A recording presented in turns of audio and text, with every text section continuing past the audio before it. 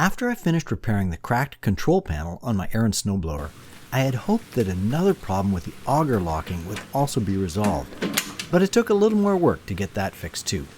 Most snowblowers allow you to work one-handed once you engage the auger and start the snowblower moving. As long as you keep the drive handle down, the auger will keep turning. This allows you to adjust the chute while you're moving and blowing. As soon as you release the drive lever, the auger lever also releases, and the auger immediately stops until you depress the auger lever again. Unfortunately, the locking mechanism for the auger lever isn't working on my machine. I had hoped that the control panel repair that I did earlier would solve this problem too, but the issue remains, so it's time to fix this problem directly.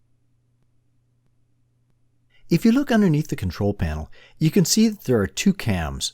One is connected to the drive lever and one is connected to the auger lever. They rotate when you depress the levers they're connected to. If the drive lever is depressed, the cam moves out of the way of a brass plate and a spring moves the brass plate into position where it can lock the auger lever in place. The other cam rotates when the auger lever is depressed, and it has a notch that latches onto the brass plate if the drive lever is also depressed.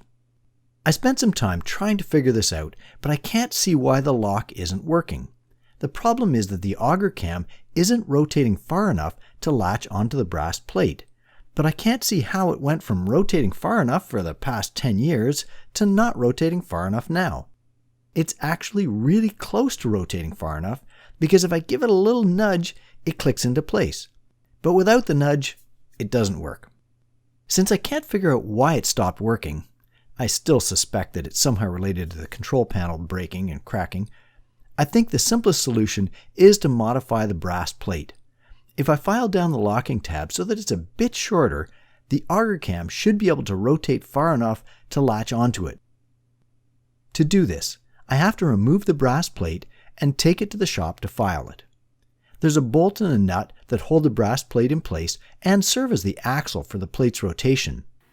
All I had to do was file about 1 millimeter off the tab and reinstall the brass plate back into the blower. A quick test showed that the cam was now locking into place when both levers were depressed. The levers are now working as they did before. If I hold down the drive lever and then depress the auger lever now locks into position. If I release the drive lever, both levers are released. So this turned out to be a simple fix that just took a few minutes and will make working with the blower next winter much easier.